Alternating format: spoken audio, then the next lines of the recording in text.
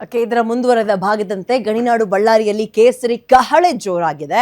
Banner ಗಲಭೆಯನ್ನ ಖಂಡಿಸಿ BJP ಬೃಹತ್ ಸಮಾವೇಶವನ್ನು ನಡೆಸಿದ್ದು, ನಗಾರಿ ಬಾರಿಸಿ ಕಹಳೆಯನ್ನ ಊದಿ ಸಮಾವೇಶಕ್ಕೆ ಚಾಲನೆ ಕೊಟ್ಟರು. ಪ್ರಕರಣವನ್ನ ನ್ಯಾಯಾಂಗ ತನಿಖೆಗೆ ಕೊಡಬೇಕು ಅಂತ ಪಟ್ಟು ಹಿಡಿದಿದ್ದಾರೆ.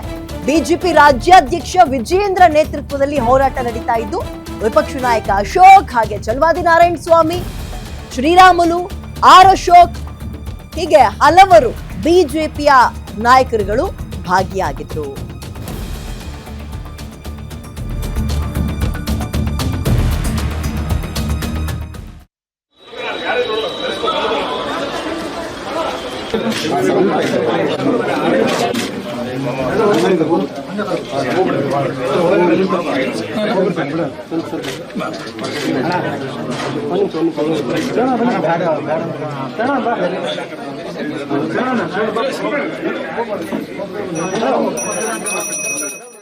ವಾಲ್ಮೀಕಿ ಪುತ್ಥಳಿ ಅನಾವರಣ ಬ್ಯಾನರ್ ಕಟ್ಟುವ ವಿಚಾರದಲ್ಲಿ ಗಲಭೆ ಹಿನ್ನೆಲೆಯಲ್ಲಿ ಇವತ್ತು ಬಳ್ಳಾರಿಯಲ್ಲಿ ಬೃಹತ್ ಸಮಾವೇಶವನ್ನ ಭಾರತೀಯ ಜನತಾ ಪಾರ್ಟಿ ಆಯೋಜನೆ ಮಾಡಿರ್ತಕ್ಕಂಥದ್ದು. ನಮ್ಮ ಜೊತೆ ಮಾಜಿ ಸಚಿವ ಬಿ ಶ್ರೀರಾಮುಲು ಅವರಿದ್ದಾರೆ, ಅವ್ರನ್ನ ಮಾತಾಡಿಸ್ತೀನಿ.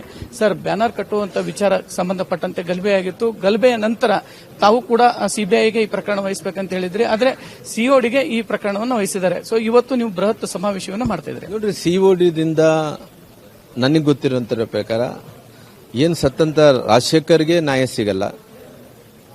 ಇಲ್ಲಿದ್ರಿಗಿನ ಆ ಸಿಐಡಿ ತನಿಖೆದಿಂದ ಅವ್ರದೇ ಸರ್ಕಾರ, ಅವ್ರದೇ ಮುಖ್ಯಮಂತ್ರಿಗಳು, ಅವ್ರದೇ ಎಲ್ಲ ವ್ಯವಸ್ಥೆ, ಅವ್ರದೇ ಶಾಸಕರಾಗಿರೋ ಕಾರಣ, ಶಾಸಕರು ಮೇನ್ ಕಲ್ಪ್ರಿಟ್ ಆಗಿರೋ ಕಾರಣ ಇದರಿಂದ ನ್ಯಾಯ ಸಿಗಕ್ಕಾಗುತ್ತೇನ.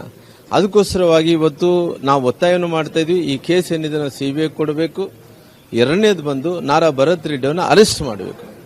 ಸಿಬಿಐ ಕೇಂದ್ರ ಸರ್ಕಾರದ ಕೈಗೊಂಬೆ ಅನ್ನುವಂತ ಆರೋಪವನ್ನು ಕಾಂಗ್ರೆಸ್ ಮಾಡುತ್ತೆ. ನೋಡ್ರಿ, ಸಿಬಿಐ ಅನ್ನಂತ ವಿಚಾರ ಬಂದಂತ ಟೈಮಲ್ಲಿ ಅನೇಕ ಉದಾಹರಣೆ, ದೇಶದಲ್ಲಿ ಅನೇಕ ಉದಾಹರಣೆಗಳು ಇದಾವೆ. ಇವತ್ತು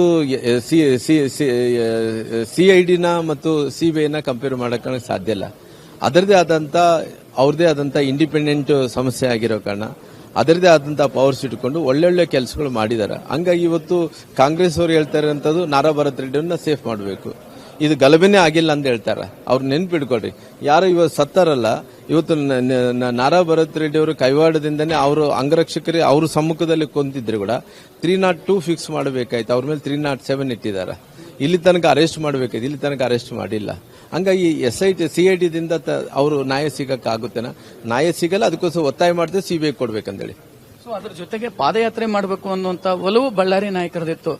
ಇದಕ್ಕೆ ಹೈಕಮಾಂಡ್ ಒಪ್ಪಲಿಲ್ಲ ಅನ್ನುವಂಥದ್ದು. ಮುಂದಿನ ದಿನಗಳಲ್ಲಿ ಹೈಕಮಾಂಡ್ ಮನವೊಲಿಸಿ ಪಾದಯಾತ್ರೆ ಮಾಡಬೇಕು. ನಮ್ಮ ಅಧ್ಯಕ್ಷರು ಆಲ್ರೆಡಿ ಹೇಳಿದಾರ, ಪಾದಯಾತ್ರೆ ಮಾಡೇ ಮಾಡ್ತೀವಿ ಮುಂದಕ್ಕೆ. ಸದ್ಯಕ್ಕೆ ಒಂದನೇ ಹಂತದ ಹೋರಾಟ ಆಗಿರೋ ಕಾರಣ ಈ ಹೋರಾಟ ಕೇವಲ ಬಳ್ಳಾರಿಗೆ ಸಂಬಂಧಪಟ್ಟಿರೋಂಥದ್ದಲ್ಲ, ಇಡೀ ರಾಜ್ಯದಲ್ಲಿ ಲಾ ಅಂಡ್ ಆರ್ಡರ್ ಫೇಲ್ಯೂರ್ಸ್ ಆಗಿರೋ 4 ಸಮಾವೇಶಗಳು ಮಾಡ್ತಾ ಇದೀವಿ. ಆ 4 ಸಮಾವೇಶದಲ್ಲಿ ಬಳ್ಳಾರಿಯಲ್ಲಿ ಸಮಾವೇಶ ಮಾಡಿದಂತ ಮುಂದ್ರಗಳು ಪಾದಯಾತ್ರೆ ಮಾಡ್ತೀವಿ. ಅದರ ಮತ್ತೆ ಪುನಃ 2ನೇ ಹಂತದ ಹೋರಾಟವನ್ನು ಮಾಡುವಂತ ಕೆಲಸ ಮಾಡ್ತೀವಿ. ಯಾವ ಪುರುಷಾರ್ಥಕ್ಕಾಗಿ ಈ ಒಂದು ಸಮಾವೇಶ ಮಾಡ್ತಾ ಇದ್ದಾರೆ ಅನ್ನುವಂಥದ್ದು ಕಾಂಗ್ರೆಸ್ ನಾಯಕರ ಮಾತು.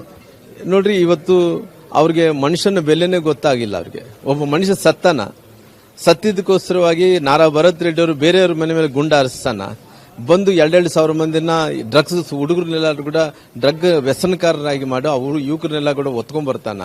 ಇವೆಲ್ಲ ಈ ಬಳ್ಳಾರಿ, ವಿಜಯನಗರ ಜಿಲ್ಲೆ, ಕರ್ನಾಟಕ, ಇವತ್ತು ಕಲ್ಯಾಣ ಕರ್ನಾಟಕ ಎಲ್ಲ ಕೂಡ ಹಾಳು ಹೋಗ್ತಾ ಇದೆ. ಇಂಥ ಪರಿಸ್ಥಿತಿಯಲ್ಲಿ ಮಾಡಲಾರ್ದಂಥದ್ದು ಇನ್ನು ಯಾವಾಗ ಮಾಡ್ತಾರೆ? ಮನುಷ್ಯ ಸತ್ತ ಮೇಲೆ ಮಾಡ್ತಾರೆ. ಸತ್ತಿದ್ರೆ ಇವತ್ತು ನ್ಯಾಯ ಸಿಗ್ತಾ ಇಲ್ಲ, ಇನ್ನೇನ್ ಮಾಡಕ್ಕಾಗುತ್ತೆ ಅವ್ರ ಕೈಲಿ. ಇದು ಶ್ರೀರಾಮುಲು ಅವರ ಮಾತು. ಕ್ಯಾಮರಾ ಪರ್ಸನ್ ಅಜಯ್ ಜೊತೆ ವೆಂಕಟೇಶ್, ಗ್ಯಾರಂಟಿ ನ್ಯೂಸ್.